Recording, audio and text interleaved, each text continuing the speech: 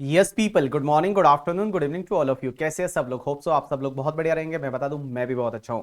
सो आज हम रिवाइज करने वाले हैं business trust, investment fund and securitization trust. बहुत ही छोटे छोटे टॉपिक है, बट मैं बता दूं ये आपके एग्जाम में कवर करने वाले हैं। 6 से लेके और 8 मार्क्स है वो आपके एग्जाम में आने वाले हैं। और जब 6 to 8 मार्क्स आते हैं इसका मतलब ये हुआ कि ये टॉपिक बहुत ज्यादा जरूरी है आपके एग्जामिनेशन पर्पज के लिए। तो सबसे पहला टॉपिक हम रिवाइज करने वाले हैं आज, that is the business trust. अब एक बात समझना, ये बिजनेस ट्रस्ट क्या होता है।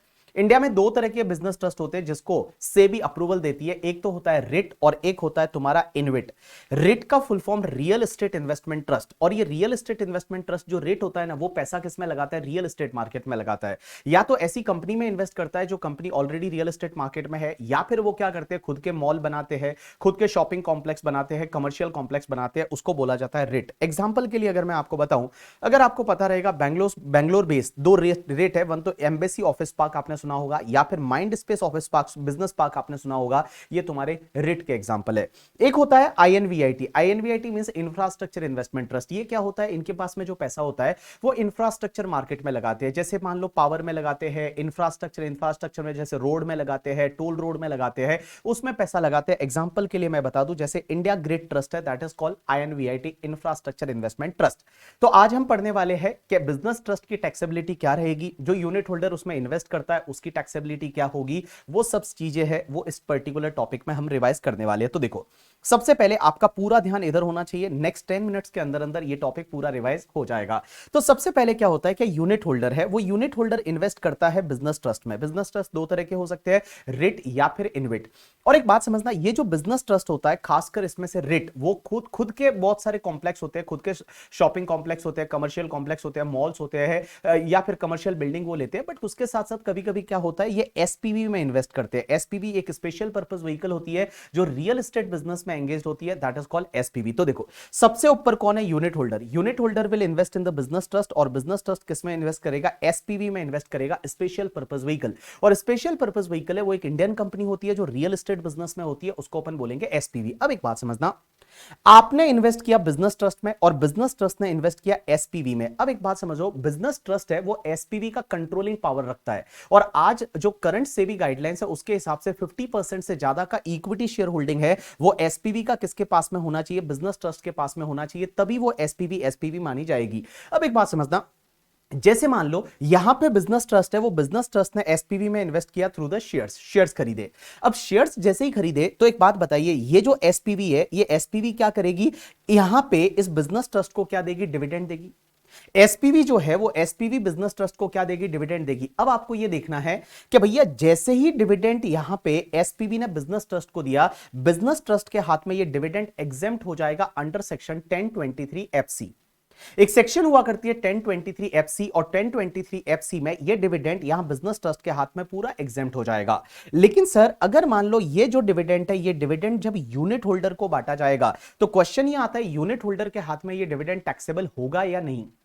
तो यहां पे एक चीज समझना, यहां पे डिविडेंड के केस में उन्होंने पास थ्रू स्टेटस दिया है। पास थ्रू स्टेटस का मतलब होता है कि जब भी एसपीवी ने डिविडेंड है वो बिजनेस ट्रस्ट को दिया, बिजनेस ट्रस्ट के हाथ में ये एग्जेम्प्ट है। लेकिन यहां पे अगर यूनिट होल्डर को दिया तो यूनिट होल्डर के हाथ में वो डिविडेंड टैक्सेबल हो जाएगा। टैक्सेबल कौन सी रेट से होगा? अगर वो unit holder non resident foreign company है तो 10% की रेट से, और अगर वो यूनिट होल्डर तुम्हारा रेजिडेंट है तो उस केस में, उसके केस में नॉर्मल टैक्स रेट से टैक्सेबल हो जाएगा। अगर रेजिडेंट यूनिट होल्डर है तो नॉर्मल टैक्स रेट से डिविडेंड है वो टैक्सेबल होगा।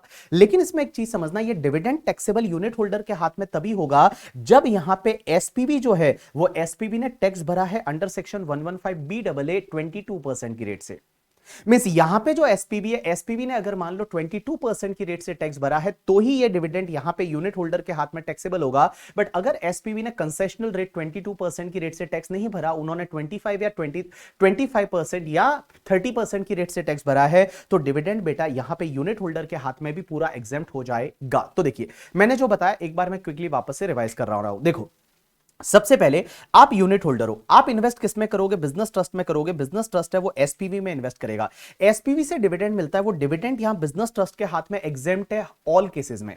यहां बिजनेस ट्रस्ट के हाथ में डिविडेंड एग्जेम्प्ट है, भले वो एसपीवी कंसेशनल टैक्स रेट से टैक्स भरे या नॉर्मल टैक्स रेट से टैक्स भरे, डिविडेंड यहां बिजनेस ट्रस्ट के हाथ में एग्जेम्प्ट है। लेकिन अगर एसपीवी ने टैक्स भरा है कंसेशनल टैक्स रेट से under section 115 B double at the rate 22%, तो वो डिविडेंड यूनिट होल्डर के हाथ में टैक्सेबल हो जाएगा। अगर unit holder non resident foreign company है तो टैक्सेबल होगा एट द रेट 10%, और अगर रेजिडेंट है तो नॉर्मल टैक्स रेट से टैक्सेबल हो जाएगा। लेकिन यहां पे एक चीज समझना, यहां पे अगर एसपीवी ने टैक्स है वो नॉर्मल टैक्स रेट से भरा है तो उस पर्टिकुलर केस में वो डिविडेंड है वो एग्जेम्प्ट हो जाएगा इन hands of the unit holder also. You got my point और नॉट? यस। अब एक और चीज समझना सर, एसपीवी जो है वो एसपीवी में ऑब्वियसली शेयर्स खरीदे जाते हैं, लेकिन बहुत बार क्या होता है शेयर्स के साथ साथ में एसपीवी को लोन भी दिया जा सकता है, या फिर एसपीवी के डिबेंचर खरीदे जा सकते हैं, बॉन्ड्स खरीदे जा सकते हैं। तो उस केस में क्या होगा, ये एसपीवी जो है वो बिजनेस ट्रस्ट को क्या देगी, इंटरेस्ट देगी। अब एसपीवी जो बिजनेस ट्रस्ट को इंटरेस्ट देती है, वो इंटरेस्ट का क्या होगा मैं बता दूं, जो भी इंटरेस्ट बिजनेस ट्रस्ट को मिलेगा एसपीवी से वो पूरा एग्जेम्प्ट हो जाएगा अंडर सेक्शन 1023 एफसी। यहां पे भी आपका जो है वो बेटा कंसेशन, यहां पे भी आपको जो है वो पास थ्रू स्टेटस दे रखा है इंटरेस्ट के केस में, मींस यहां बिजनेस ट्रस्ट के हाथ में टैक्सेबल नहीं होगा। लेकिन बेटा वही वाला इंटरेस्ट जब यूनिट होल्डर को बांटा जाएगा तो यूनिट होल्डर के हाथ में टैक्सेबल हो जाएगा, और वो यूनिट होल्डर अगर नॉन रेजिडेंट फॉरेन कंपनी है तो 5% से टैक्सेबल होगा, और वो यूनिट होल्डर अगर नॉर्म अदर वाला है तो उस केस में नॉर्मल टैक्स रेट से टैक्सेबल होगा। तो एक बात बताइए मुझे, मैं आपको बोलूं बिजनेस ट्रस्ट को जब एसपीवी से डिविडेंड मिलता है वो भी एग्जेम्प्ट है, इंटरेस्ट मिलता है वो भी एग्जेम्प्ट है, लेकिन यूनिट होल्डर को वही जब डिविडेंड मिलता है और अगर एसपीवी ने कंसेशनल रेट से टैक्स भरा है तो यहां यूनिट होल्डर के हाथ में डिविडेंड टैक्सेबल हो जाएगा, और इंटरेस्ट है वो इंटरेस्ट तो ऑलवेज टैक्सेबल होगा इन hands of the unit holder. अब एक बात समझना, जब यूनिट होल्डर के हाथ में डिविडेंड टैक्सेबल हो रहा है तो क्वेश्चन यह आता है कि क्या बिजनेस ट्रस्ट को उस यूनिट होल्डर का टीडीएस काटना पड़ेगा? Answer is yes. Under section 194 LBA TDS कटेगा। Non resident foreign company unit holder है तो भी 10%, और अगर रेजिडेंट यूनिट होल्डर है तो भी 10%। लेकिन अगर इंटरेस्ट दिया जाता है और इंटरेस्ट तो ऑब्वियसली टैक्सेबल होगा, तो उस पर्टिकुलर केस में भी बिजनेस ट्रस्ट टीडीएस काटेगा। कौन सी रेट से काटेगा? अगर non resident foreign company unit holder है तो वहां टैक्सेबल 5% से हो रहा है तो टीडीएस भी 5% की रेट से कटेगा, और अगर मान लो वो रेजिडेंट यूनिट होल्डर है तो उस पर्टिकुलर केस में 10% की रेट से टीडीएस कटेगा। अब एक और चीज समझना, अब मैं आपको आगे जो बोलने वाला हूं 2 मिनट के लिए, वो सिर्फ एंड सिर्फ रिट के लिए बोलने वाला हूं। रिट का मतलब होता है रियल एस्टेट इन्वेस्टमेंट ट्रस्ट। अब एक बात समझना, ये रियल एस्टेट इन्वेस्टमेंट ट्रस्ट जो होता है ना, इसके खुद की ओन प्रॉपर्टीज होती है, मींस इसके खुद के ओन मॉल्स होते हैं, शॉपिंग कॉम्प्लेक्स होते हैं, कमर्शियल कॉम्प्लेक्स होते हैं, और जिससे इनको रेंटल इनकम मिलती है। तो अगर मान लो इनकी ओन प्रॉपर्टी है, ओन रियल एस्टेट असेट है, उस पर अगर उनको कोई भी रेंटल इनकम मिलेगी, किसको? रिट को। जो रिट वाला बिजनेस ट्रस्ट है उसको रेंटल इनकम मिलेगी, वो रेंटल इनकम पूरी एग्जेम्प्ट है बिजनेस ट्रस्ट के हाथ में अंडर सेक्शन 1023 एफसीए। लेकिन वही वाली रेंटल इनकम जब यूनिट होल्डर को दी जाएगी तो यूनिट होल्डर के हाथ में टैक्सेबल है। कौन सी रेट से टैक्सेबल है? यूनिट होल्डर के हाथ में टैक्सेबल हो जाएगा as per the normal tax rate. Normal tax rate का मतलब होता है यूनिट होल्डर के हाथ में जो टैक्स रेट है उस टैक्स रेट से ये टैक्सेबल हो जाएगा। और एक बात बताओ, बिजनेस ट्रस्ट है वो टीडीएस काटेगा। कौन सी रेट से टीडीएस काटेगा? Non resident foreign company unit holder है तो उसमें रेट इन फोर्स से टीडीएस काटेगा, मतलब जो भी नॉन रेजिडेंट फॉरेन कंपनी के लिए टैक्स रेट होती है उस रेट से टीडीएस काटेगा। और बेटा अगर रेजिडेंट यूनिट होल्डर है तो 10% की रेट से टीडीएस कटेगा। तो एक बात बताओ, मैं आपको यहां पे बोलूं कि बिजनेस ट्रस्ट को अगर 3 इनकम मिलती है वो एग्जेम्प्ट है। कौन कौन सी? एक तो अगर एसपीवी से डिविडेंड मिला वो एग्जेम्प्ट है, दूसरा एसपीवी से इंटरेस्ट मिला वो एग्जेम्प्ट है, और तीसरा रिट का अगर ओन प्रॉपर्टी पे रेंटल इनकम मिला वो एग्जेम्प्ट है। लेकिन सर एक बात बताइए, इन 3 इनकम को छोड़ के और कोई भी अदर इनकम मिलती है बिजनेस ट्रस्ट को तो क्या होगा? तो यहां पे लॉ मेकर्स बोलते हैं अदर इनकम मिलती है, तो अदर इनकम कौन सी है वो देखना पड़ेगा। अगर अदर इनकम वो लॉन्ग टर्म कैपिटल गेन है अंडर सेक्शन 112 वाला normal long term capital gain है, it will be taxable at the rate 20% in hands of the business trust only.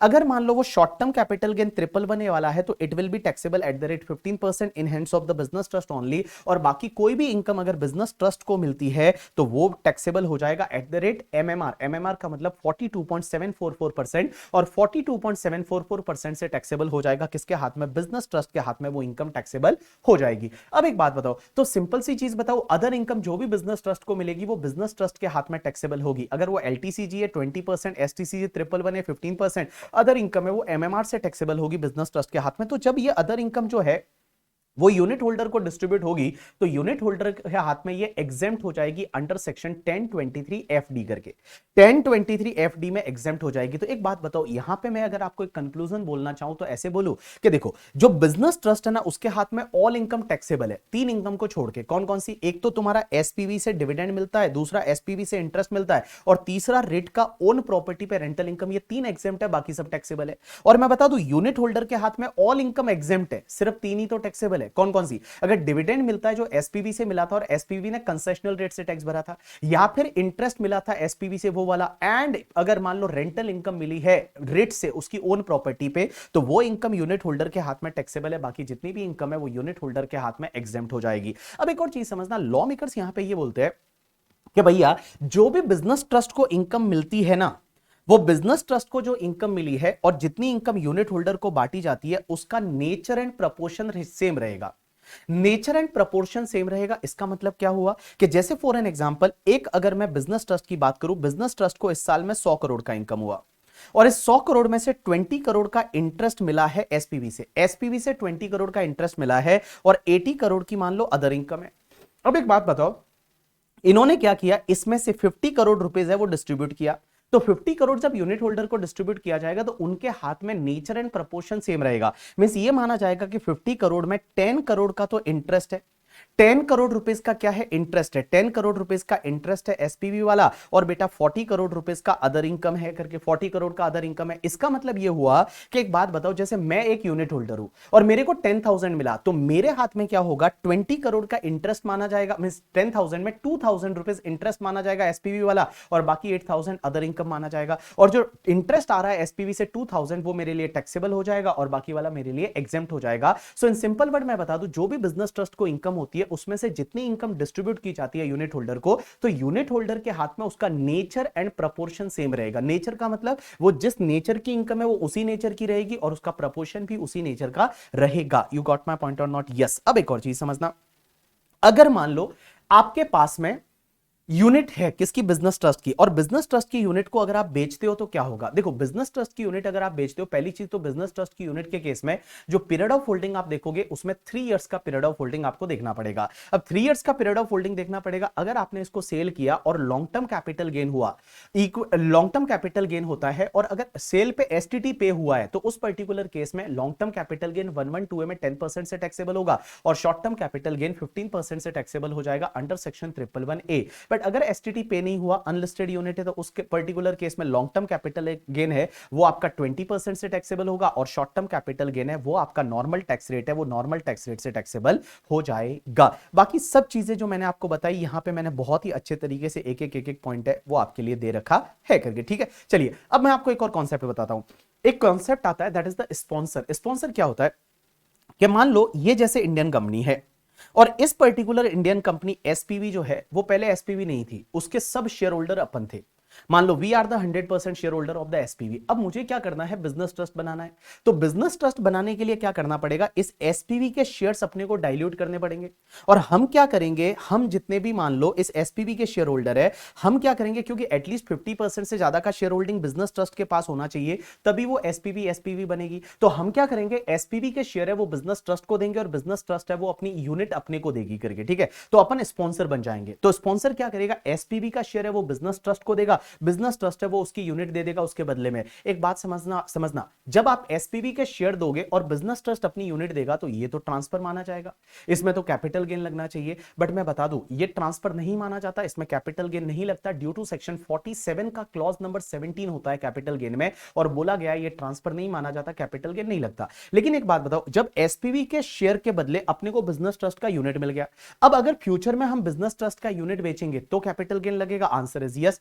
Cost किसका लेंगे? वो एसपीवी के शेयर का। पीरियड ऑफ होल्डिंग कहां से लेंगे? एसपीवी के शेयर से। और अगर इंडेक्सेशन होता है तो इंडेक्सेशन भी कहां से लेंगे? एसपीवी के शेयर से अपन इंडेक्सेशन ले लेंगे। यू गॉट माय पॉइंट और नॉट? यस। तो ये वाला कॉन्सेप्ट यहां पे पॉइंट नंबर 9 में दे रखा है। अब एक और चीज समझना यहां पे बेटा कि आपका जो बिजनेस ट्रस्ट होता है ना, बिजनेस ट्रस्ट को अपना रिटर्न फाइल करना मैंडेटरी है। Means every year that business trust has to file the return, उसको अपना रिटर्न फाइल है वो रिटर्न फाइल करना ही पड़ेगा। और आज की डेट में एसपीबी किसको बोलते हैं? जिसमें बिजनेस ट्रस्ट है वो 50% और मोर का इक्विटी शेयर होल्डिंग रखता है, वोटिंग पावर रखता है, उसको अपन एसपीबी बोलते हैं। So this is the completion of this topic. But एक बात समझना, ये टॉपिक से रिलेटेड मैंने आपको जो क्वेश्चन दे रखे हैं, आप कंपाइलर में जाएंगे, टॉपिक नंबर 36 में क्वेश्चन नंबर 1 है वो करेंगे, और उसके साथ साथ में एक टॉपिक नंबर 28 का क्वेश्चन नंबर 33 है, जिसमें वो नॉन रेजिडेंट टॉपिक वाले में मैंने क्वेश्चन दे रखा है, वो क्वेश्चन करेंगे। तो ये 2 क्वेश्चन करेंगे, आपका बिजनेस ट्रस्ट वाला फंडा है वो क्लियर हो जाएगा। अब अपन बात करते हैं एक अगले टॉपिक की, that is taxation of the investment fund. Investment fund जो होते हैं ना,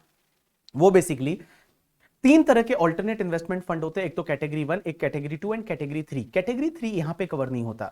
यहां पे 2 तरह के इन्वेस्टमेंट फंड कवर होते हैं, दैट इज द कैटेगरी 1 वाले और कैटेगरी 2 वाले। इसमें क्या होता है, एक बात समझना, ये जो इन्वेस्टमेंट फंड है, इन्वेस्टमेंट फंड के एग्जांपल कौन कौन से, जैसे वेंचर कैपिटल फंड है, या फिर एसएमई फंड है, सोशल वेंचर फंड है, इंफ्रास्ट्रक्चर फंड है, एंजल इन्वेस्टमेंट फंड है, investment in the equity and debt security, example is private equity fund है, डेट फंड है, फंड ऑफ फंड है, that is called investment fund. ये क्या होता है कि एक फंड बनाते हैं, और जो लोग रिच पीपल होते हैं, जिनके पास में 1 करोड़ से ज्यादा इन्वेस्ट करने को होता है, क्योंकि ऑल्टरनेट इन्वेस्टमेंट फंड में क्या होता है, मिनिमम आपको कैपिटल कंट्रीब्यूशन 1 करोड़ करना पड़ता है। तो जिनके पास में 1 करोड़ या उससे ज्यादा पैसा है, वो लोग क्या करते हैं, इन्वेस्ट करते हैं इन्वेस्टमेंट फंड में। और इन्वेस्टमेंट फंड है वो शेयर मार्केट में इन्वेस्ट करता है, या इन्वेस्टमेंट फंड है वो क्या बोलते हैं, प्राइवेट इक्विटी में इन्वेस्ट करता है, या फिर वो स्टार्टअप में इन्वेस्ट करता है। तो that is called your investment fund. अब एक बात समझना, यहां पे 2 लोगों का इन्वॉल्वमेंट होगा, एक तो होगा यूनिट होल्डर और एक होगा इन्वेस्टमेंट फंड। तो ये जो यूनिट होल्डर है, ये यूनिट होल्डर इन्वेस्ट किस में करेगा, इन्वेस्टमेंट फंड में करेगा, और इन्वेस्टमेंट फंड ऑब्वियसली उस पैसे को मार्केट में लगाएगा, और पैसा कमाने के बाद में पैसा किसको दिया जाएगा, यूनिट होल्डर को दिया जाएगा।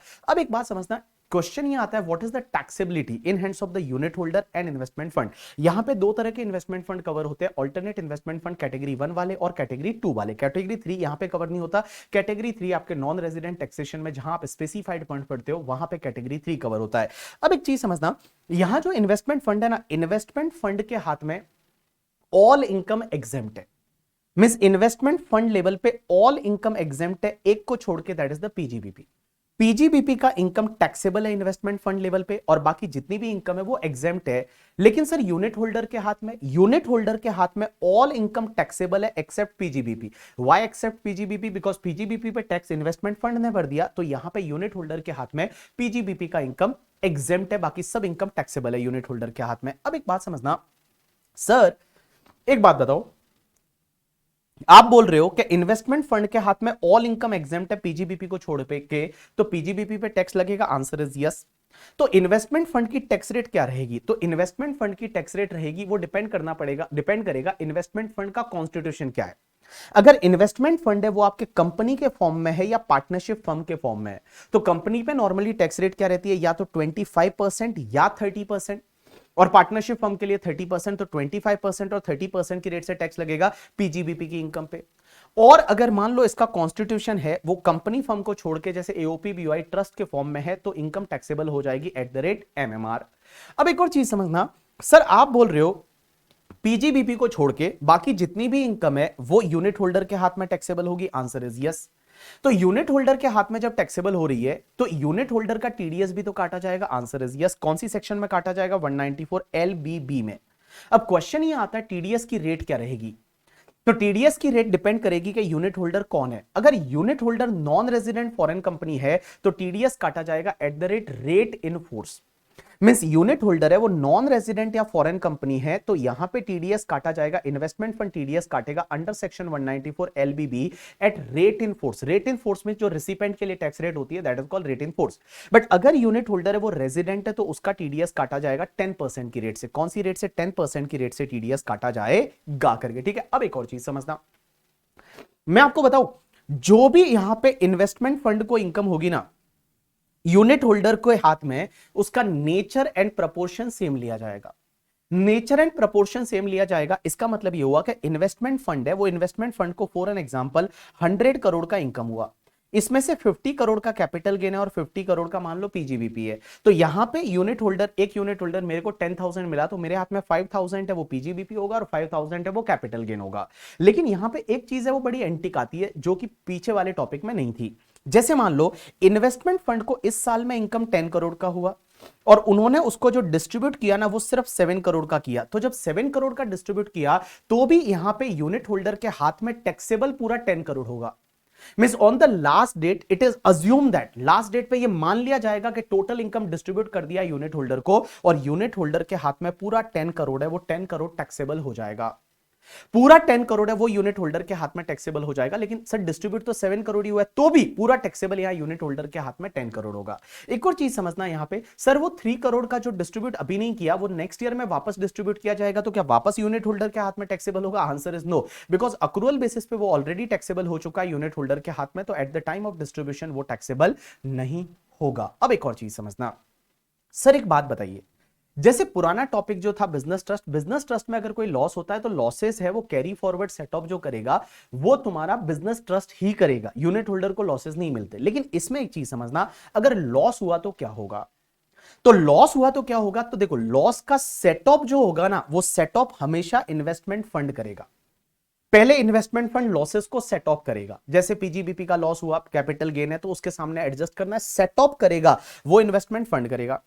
और सेट ऑफ करने के बाद अगर कोई लॉस रिमेनिंग बच जाता है, अगर वो पीजीबीपी का लॉस है तो पीजीबीपी का लॉस है वो फंड है वो ही कैरी फॉरवर्ड करेगा, क्योंकि पीजीबीपी की इनकम पे टैक्स भी तो इन्वेस्टमेंट फंड भरता है, तो पीजीबीपी का लॉस है वो इन्वेस्टमेंट फंड ही कैरी फॉरवर्ड करेगा। बट अगर कोई बाकी हेड का लॉस है, जैसे कैपिटल गेन या अदर सोर्सेस हेड का वगैरह लॉस है, तो वो लॉस डिस्ट्रीब्यूट हो जाएगा यूनिट होल्डर को। सर यहां लॉस भी डिस्ट्रीब्यूट होगा क्या? Answer is yes, absolutely yes, loss भी डिस्ट्रीब्यूट होगा यूनिट होल्डर को और यूनिट होल्डर फिर उसको सेट ऑफ करके कैरी फॉरवर्ड करेगा। तो देखो मैंने क्या बोला, अगर फंड लेवल पे कोई भी लॉस होता है तो लॉस को पहले सेट ऑफ किया जाएगा, मींस इस साल की कोई दूसरी इनकम है उससे सेट ऑफ कर दो, सेट ऑफ करने के बाद अगर कोई लॉस बचा है, वो लॉस अगर पीजीबीपी हेड का है तो फंड ही उसको कैरी फॉरवर्ड करेगा, बट अगर वो लॉस किसी और हेड का है तो वो लॉस यूनिट होल्डर को डिस्ट्रीब्यूट कर दिया जाएगा और यूनिट होल्डर है वो उसको कैरी फॉरवर्ड करेंगे। लेकिन एक बात समझना, ये लॉस उसी यूनिट होल्डर को डिस्ट्रीब्यूट किया जाएगा जिसने 12 मंथ तक यूनिट को होल्ड किया है। अगर उसने 12 मंथ तक यूनिट को होल्ड नहीं किया तो उसको लॉस नहीं दिया जाएगा, फिर वो लॉस ना तो फंड कैरी फॉरवर्ड कर सकता है और ना ही वो यूनिट होल्डर कैरी फॉरवर्ड कर सकता है। लेकिन एक बात समझना, ये लॉस यूनिट होल्डर को दिए जाएंगे, ये अमेंडमेंट आया था 2019 से, 1 अप्रैल 2019 से। तो सर एक बात बताइए, जो 31 मार्च 2019 के लॉस है उसका क्या होगा? क्योंकि पहले क्या होता था, जितने भी लॉसेस होते थे ना वो लॉसेस कैरी फॉरवर्ड करता था फंड ही, लेकिन 1 अप्रैल 2019 से लॉसेस है वो यूनिट होल्डर को दिए गए। तो क्वेश्चन ये आता है, जो एक्यूमुलेटेड लॉसेस 31 मार्च 2019 को थे उसका क्या होगा? तो लॉ मेकर्स बोलते हैं कि पीजीबीपी को छोड़ के बाकी जो भी लॉसेस 31 मार्च 2019 को फंड के हाथ में थे वो 31 मार्च 2019 को जितने भी यूनिट होल्डर है वो यूनिट होल्डर को डिस्ट्रीब्यूट कर दिए जाएंगे। बट ऑब्वियसली वो वाला क्वेश्चन आपको नहीं पूछा जाएगा, आपको करंट ईयर के लॉसेस से रिलेटेड होगा। तो आप हमेशा ध्यान रखना, पहले सेट ऑफ फंड लेवल पे होगा, उसके बाद देखना है लॉसेस कितना है। अगर वो पीजीबीपी का लॉसेस है फंड कैरी फॉरवर्ड करेगा, अदर लॉसेस है वो यूनिट होल्डर को पास ऑन कर दिया जाएगा। और इससे रिलेटेड एक क्वेश्चन दे रखा है, that is question number 2 topic number 36 का, वो आप देख लीजिएगा, ठीक है। उसके बाद में एक कॉन्सेप्ट आता है, that is the securitization trust. Securitization trust क्या होता है कि जैसे एचडीएफसी बैंक है, एचडीएफसी बैंक ने लोन दे दिया, तो लोन दिया एचडीएफसी बैंक ने, वो उनकी असेट मानी जाती है, ठीक है। अब वो असेट मानी जाती है बट उनके पास तो पैसे है ही नहीं अब लोन देने के लिए, तो वो क्या करते हैं, वो जो लोन एज असेट है ना उसको एज इट इज किसी सिक्योरिटाइजेशन ट्रस्ट को एज इट इज उसको सेल कर दिया जाता है। और सिक्योरिटाइजेशन ट्रस्ट है वो ऐसी ही एक्टिविटी करता है, उससे वो प्रॉफिट वगैरह कमाता है और लोन की रिकवरी फिर होगी वो सिक्योरिटाइजेशन ट्रस्ट को दी जाएगी। आपने ये कॉन्सेप्ट पढ़ा होगा securitization in the intermediate as well as आपने एसएफएम में पढ़ा होगा, आपने सरफेसी करके और पढ़ा होगा।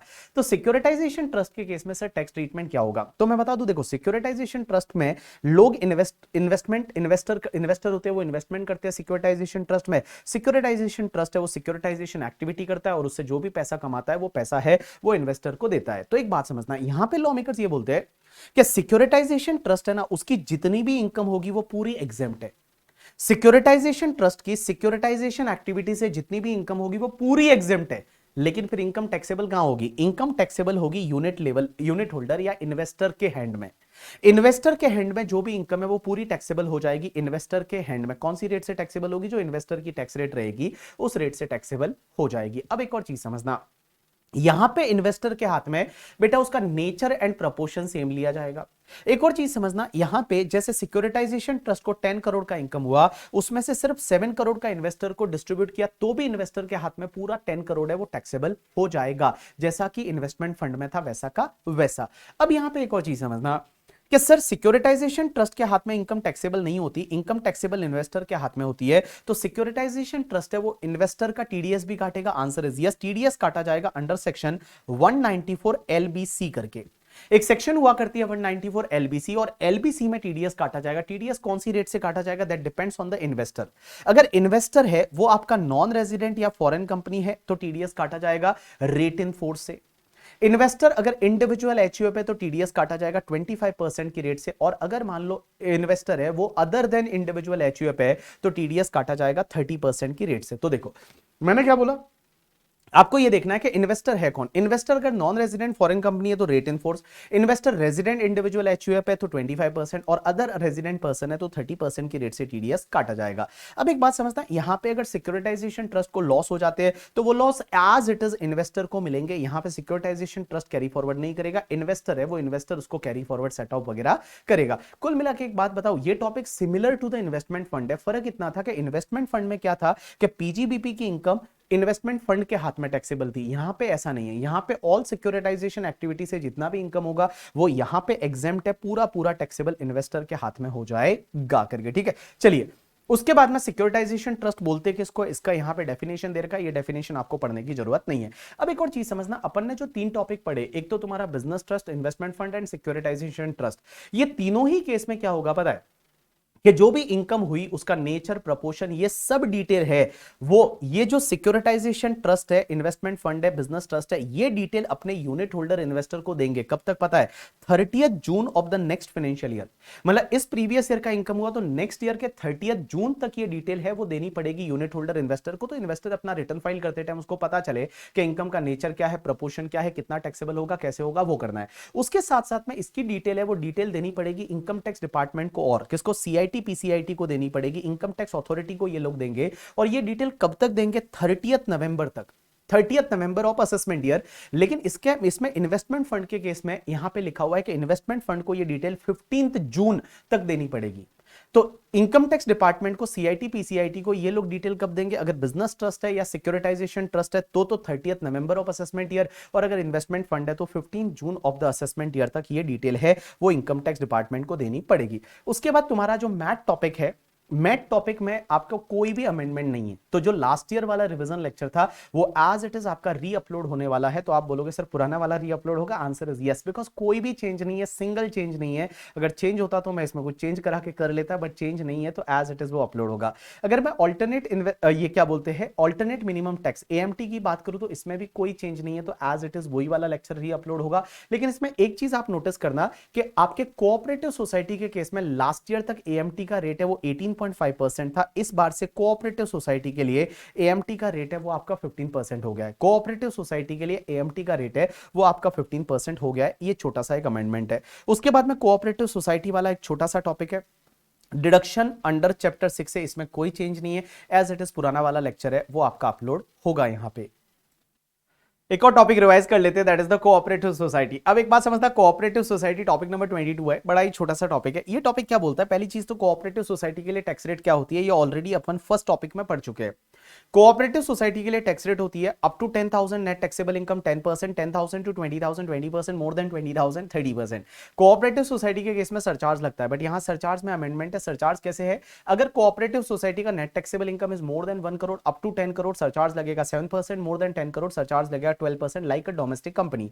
यहां पे हेल्थ एंड एजुकेशन सेस है वो 4% है। अब एक और चीज समझना, कोऑपरेटिव सोसाइटी के केस में क्या कोई कंसेशनल टैक्स रेट है, तो आपको ध्यान रखना है एक सेक्शन डाली हुई है 115 BAD करके, और 115 BAD में 20% की टैक्स रेट का बेनिफिट कोऑपरेटिव सोसाइटी ले सकती है, 22% प्लस 10% प्लस 4%, 25 पॉइंट समथिंग का रहता है करके, ठीक है। वो टैक्स रेट से कोऑपरेटिव सोसाइटी अपना टैक्स है वो पे कर सकती है instead of this particular tax rate. उसके बाद में अभी एक और चीज मैंने आपको बताई कि कोऑपरेटिव सोसाइटी के केस में एएमटी नहीं लगता है अगर 115 BAD ले लेती है, बट अगर एएमटी लगता है तो कोऑपरेटिव सोसाइटी के केस में एक अमेंडमेंट हुआ, रेजिडेंट कोऑपरेटिव सोसाइटी है तो एएमटी का रेट है वो आपका 18.5% की जगह आपका 15% हो जाएगा। अब एक चीज समझना, कोऑपरेटिव सोसाइटी है उसको एक डिडक्शन मिलता है एटीपी का, और ये एटीपी का डिडक्शन कैसे मिलता है, क्या मिलता है, समझने की कोशिश करना। तो एटीपी के डिडक्शन में ऐसा है कि यहां पे पार्ट ए जो डिडक्शन है दैट इज द 100% डिडक्शन। अगर कोऑपरेटिव सोसाइटी की ये वाली इनकम है ना तो आपको 100% डिडक्शन मिल जाएगा। इनकम को पहले आप ऐड कर दीजिए या तो पीजीबीपी में या अदर सोर्सेज में या हाउस प्रॉपर्टी में, और उसका डिडक्शन एज इट इज आप ले लीजिए करके, ठीक है। दूसरा, अगर मान लो ये 100% डिडक्शन में नहीं आता तो उस पर्टिकुलर केस में एक जनरल डिडक्शन और मिलेगा।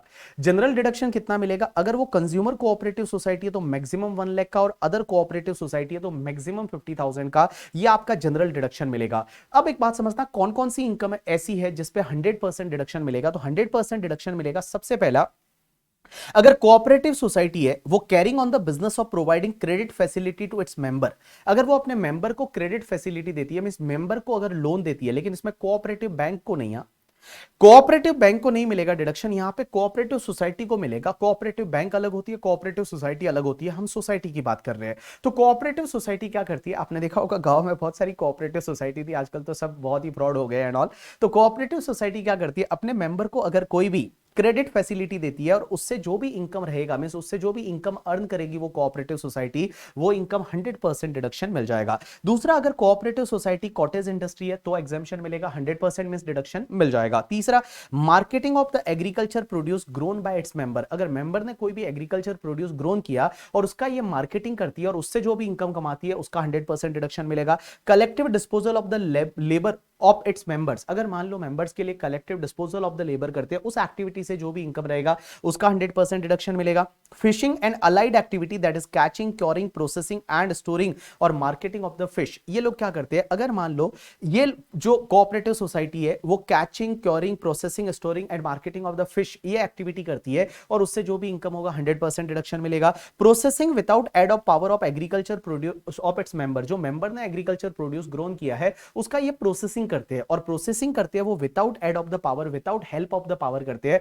तो उसकी जो भी इनकम होगी 100% डिडक्शन मिल जाएगा। या फिर purchase of the agriculture implement, seeds, livestock and other agriculture article for the purpose of supplying them to the member, means ये क्या करते हैं, जैसे बाहर से सीड्स वगैरह खरीदते हैं या एग्रीकल्चर से रिलेटेड इक्विपमेंट खरीदते हैं और वो अपने मेंबर को ही सेल करते हैं, और उससे जो इनकम होगी वो पूरा 100% डिडक्शन मिल जाएगा। उसके बाद में अगर इनको कोई भी डिविडेंड मिलता है या इंटरेस्ट मिलता है from investment with the other cooperative society, किसी और कोऑपरेटिव सोसाइटी को लोन दिया है या किसी और कोऑपरेटिव सोसाइटी से इनको डिविडेंड मिलता है या इंटरेस्ट मिलता है, तो उस पर्टिकुलर केस में वो पूरा डिडक्शन मिल जाएगा। Income from letting out of the godown और वेयरहाउस, इनका गोडाउन या वेयरहाउस है उसको लेट आउट करते हैं, उससे जो इनकम मिलेगा 100% डिडक्शन मिल जाएगा। या फिर सप्लाई ऑफ द मिल्क और ऑयल सीड्स और फ्रूट्स और vegetable by primary society to the federal cooperative society या गवर्नमेंट या लोकल अथॉरिटी या गवर्नमेंट कंपनी और statutory corporation engaged in the supplying milk, fruits etcetera etcetera. अब एक बात समझना, आपने देखा होगा गांव में छोटी छोटी कोऑपरेटिव सोसाइटी होती है, वो क्या करती है कि जो भी मिल्क रहता है वो अपने मेंबर से मिल्क लेती है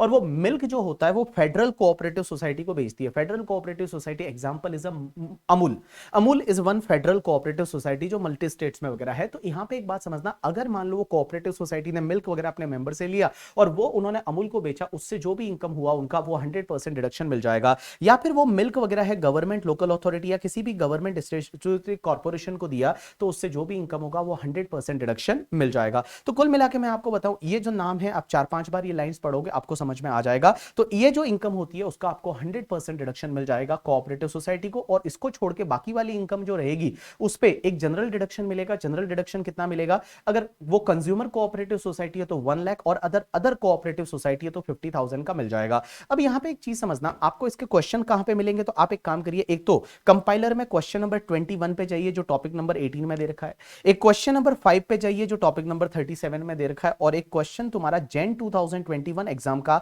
5B करके, ये 3 क्वेश्चंस है जो कोऑपरेटिव सोसाइटी से रिलेटेड है। वो 3 क्वेश्चंस अगर आप देख के जाओगे आपका काम बन जाएगा करके, ठीक है। तो चलिए यहां पे आज अपन यहीं पे रुकेंगे, इससे आगे नहीं बढ़ेंगे। आज का बहुत ही छोटा रिवीजन लेक्चर था जिसमें मैंने आपको 3-4 छोटे छोटे टॉपिक कराए, और ये वाला जो टॉपिक है इससे रिलेटेड मैं आपको वीडियो देने वाला हूं जैसा मैंने आपको बोला। उसके बाद में आपका जो मेजर रिवीजन का टॉपिक रहेगा वो असेसमेंट प्रोसीजर और अपील रहेगा, और मैं ट्राई करूंगा अगला लेक्चर जो है वो असेसमेंट प्रोसीजर, अपील से ले लूं और उसके अगला लेक्चर जो है फिर आपका जो है वो मैं आपके नॉन रेजिडेंट टैक्सेशन वगैरह उसमें जाऊं, और मैं इस बार ट्राई करूंगा और भी छोटे छोटे टॉपिक्स है जो मैं रिवीजन लेक्चर्स में कवर करने का ट्राई करूंगा, ठीक है। चलिए, so thanks a lot people, that's enough for today from my side. और बाकी सब लोग पढ़ाई करते रहिए करके, ठीक है, बिकॉज अपने मरने से ही स्वर्ग दिखने वाला है, ऐसा हमारे यहाँ पे बोला जाता है कि अगर मान लो आपको स्वर्ग दिखना है ना तो खुद को मरना पड़ेगा, खुद को मेहनत करनी पड़ेगी, आपको रेस्पॉन्सिबिलिटी लेनी पड़ेगी अपनी लाइफ की, और लाइफ में आगे बढ़ना है तो मेहनत तो करनी पड़ेगी, कुछ ना कुछ एक्स्ट्रा ऑर्डिनरी तो करना पड़ेगा। इस दुनिया में एक बात बताऊं, जो भी जितने भी लोग आगे गए हैं उन्होंने कुछ ना कुछ तो एक्स्ट्रा ऑर्डिनरी किया है। बहुत बार आप लोग बोलते हैं कि नहीं यार उसका तो लक अच्छा था, उसके साथ में तो लक रहा, लक नहीं होता है। लक भी उसी के साथ में रहता है जो मेहनत करता है, जो अच्छे से प्रिपेयर करता है, बिकॉज लाइफ में अपॉर्चुनिटी सबको मिलती है, और जब आपको अपॉर्चुनिटी मिले उस दिन आप रेडी हो या नहीं उस अपॉर्चुनिटी को ग्रैब करने के लिए, वो बहुत ज्यादा जरूरी होता है करके, ठीक है। तो दुनिया को रेस्पेक्ट करिए, लोगों को रेस्पेक्ट करिए, बहुत बड़ी चीज होती है रेस्पेक्ट करना। आप दुनिया को रेस्पेक्ट करिए और लोगों को रेस्पेक्ट करिए, चीजों को रेस्पेक्ट करिए। आप जो बुक पढ़ते हो बुक को भी रेस्पेक्ट दिया करिए, लाइफ में बहुत ज्यादा जरूरी है, बिकॉज आगे बढ़ना है तो हर चीज है उसको रेस्पेक्ट दीजिए और मेहनत करते रहिए, और जो आपके हाथ में है उस पे उसके बारे में सोचिए, जो आपके हाथ में नहीं है उसके बारे में आप मत सोचिए करके, ठीक है। चलिए, thanks a lot people, that's enough for today from my side, see you in the next revision lecture.